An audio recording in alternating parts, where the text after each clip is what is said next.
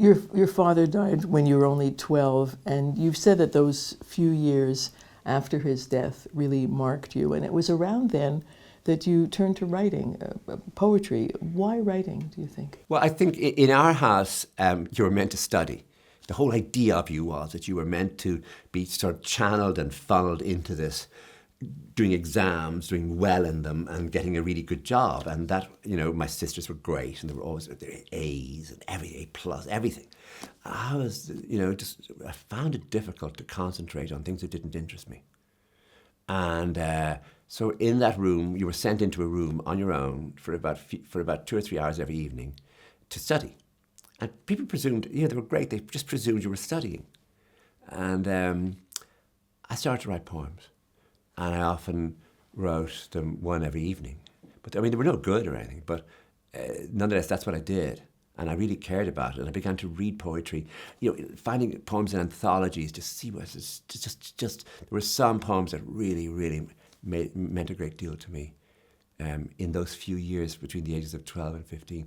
Serious poems. I suppose if you looked at the poems now, seemingly they're in an archive because I was foolish enough to send them to a magazine. There probably are all images of loss, images of decay, images of things that in a way, one way were images that were appearing in poetry anyway. But I suppose I was the saddest little boy that anyone had ever seen. And there was no support of any sort. So all the things we have now, this really is an enormous change. Things like that, I would always be in the front row in school, sitting with other boys, it was normal. But I now remember that immediately then I found a place at the back and I found a desk on my own. And somebody now would say, well, you really need help. But then nobody did. So you dealt with things on your own that you didn't even know what they were called, let alone how to deal with them. Someone asked me once, what happened to you? And I said, that happened to me. But often you don't understand things, so it could have been also the sort of arrival of homosexuality. That this is 12, so you're beginning to have sexual feelings. And of course, they were immensely confused.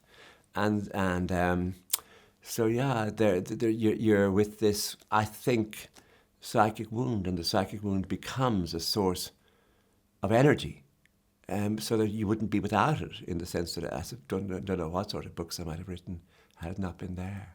I wrote a novel called Nora Webster, I think it published in 2014, which is in certain ways directly about, not exactly about my mother, but about the configuration of my mother, my younger brother, and myself in the house together in the 3 years after my father died. When I was 12, my mother was 46, and my younger brother was 8.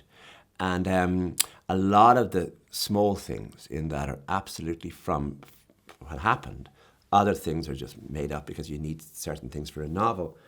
It wasn't that I was postponing writing it. It was that I was circling around it with the idea that I wouldn't write it, that it was too close, and also that it wasn't that interesting.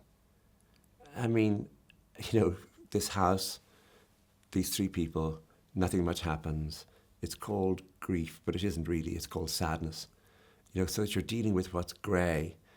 And so eventually, I thought I should do it. And then I did. But I wasn't always moving towards it. I was often moving against it, not to do it.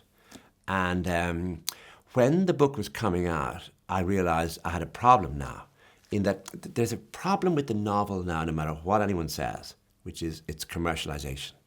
That certain novels have become commercially valuable, and they include literary novels. So there was a time when you had best-selling novels and literary, what might be called novels of exploration, novels that are tentative, novels that depend on style.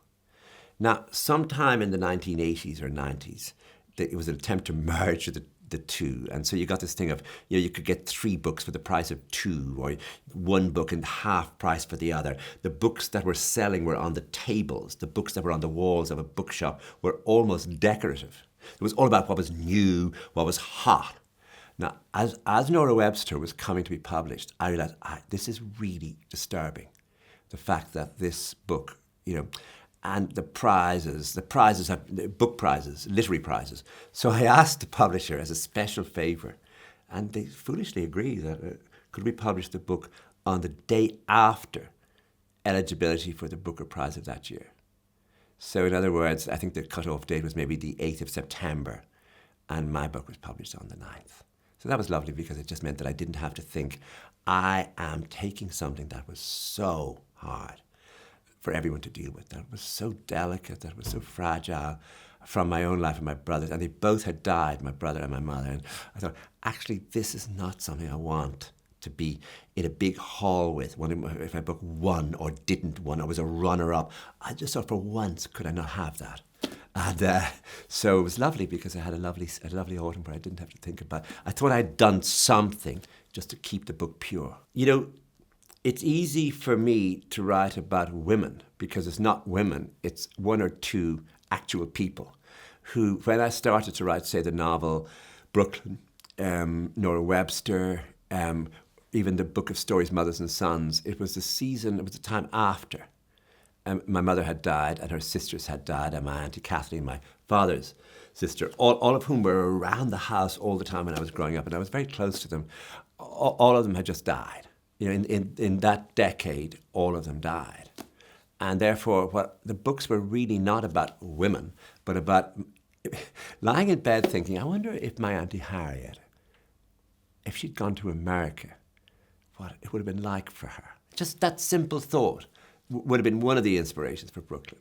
And so it's not about some idea I have, generic idea of women. And it's not that, oh, I'm homosexual and therefore I shouldn't really be, like Almodovar. Somebody, there's a big thing that, oh, gay men are really interested in, women. Like, I just don't get any of that. So it's really, Nora Webster would be very emphatically, so many elements of my mother written in a time again of loss, and Brooklyn would be the same. And so, there was a time when they talked style and fashion, those women, and they didn't have any money. So a new coat would be an extraordinary idea, a new winter coat. And Harriet, my mother's younger sister, could go to Dublin and nearly buy a coat. And that would be an enormous discussion. And my mother really could say to her, because my mother was often, because she'd married youngest and she was the most confident of them, she'd say, Harriet, I don't think green ever works on you.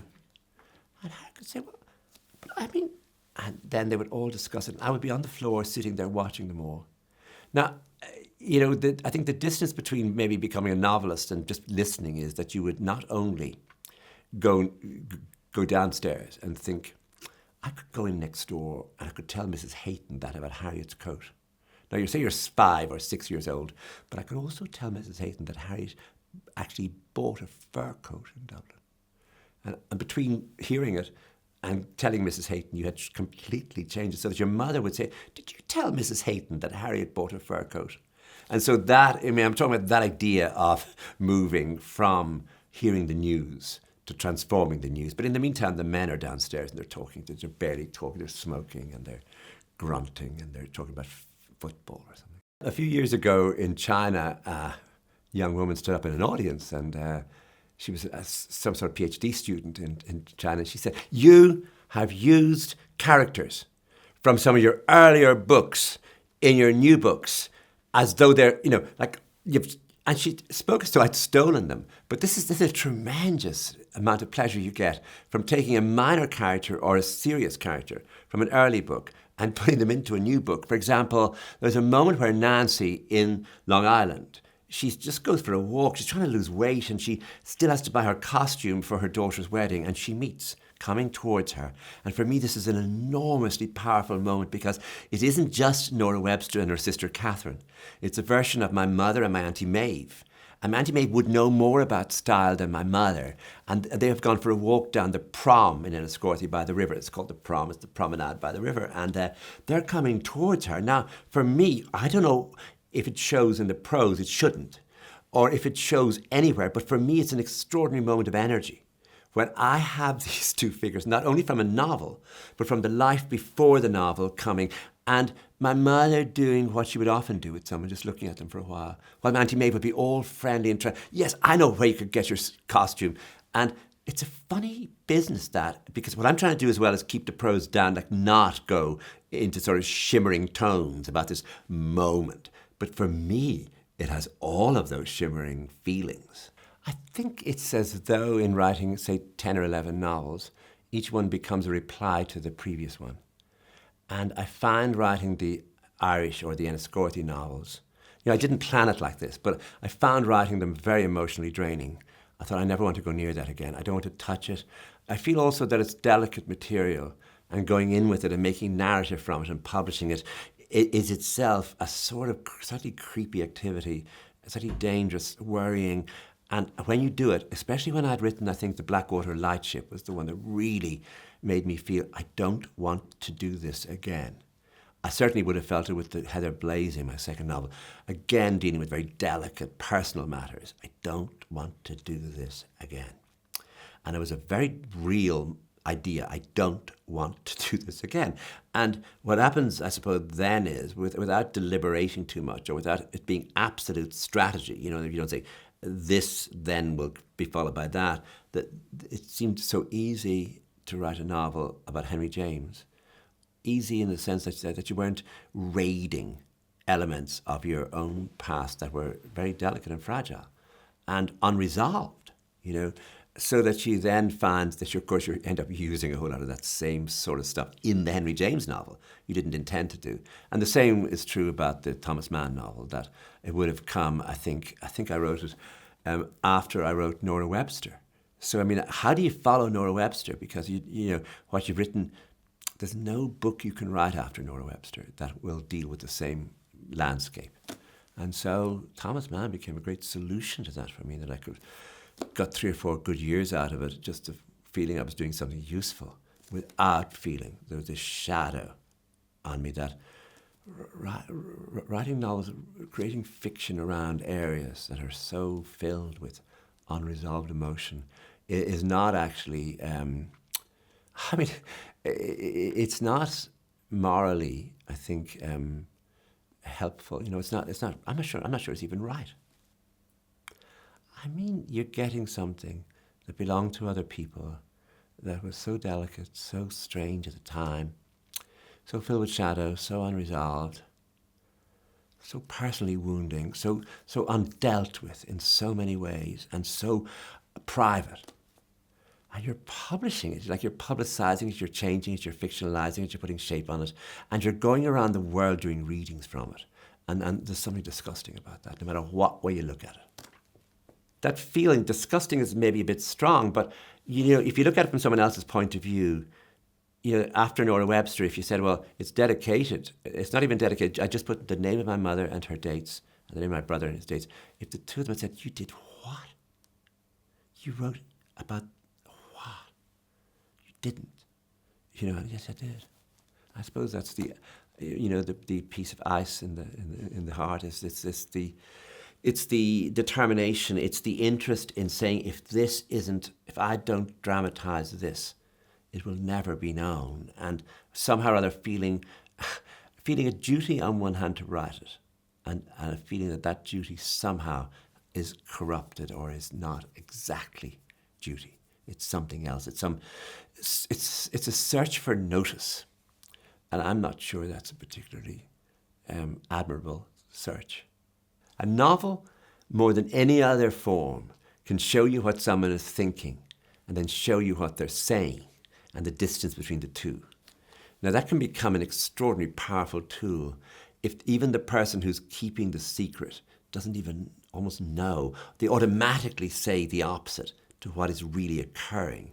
And I think with Long Island especially, but also with Brooklyn, and certainly with Thomas Mann, and certainly with Henry James, there is always that idea of shadow and substance, of truth and invention, of people moving into the shadows, of the distance between the public figure and the private man, or in the case of Nora Webster, Brooklyn, the private woman. And that's what I'm dramatizing. And you see, if I say why there, I lose something. I think the less you examine your own conscience or your own aims or your own even whatever inner feelings are, and just simply work with the drama. Just say, is this next scene interesting? If it isn't interesting, don't do it twice. Just see if it'll work here, but make sure the next one has something richer, something more. I don't just mean with the language or the imagery, I mean with the actual thing, the way the book is moving, who says what, who's doing what, who thinks what.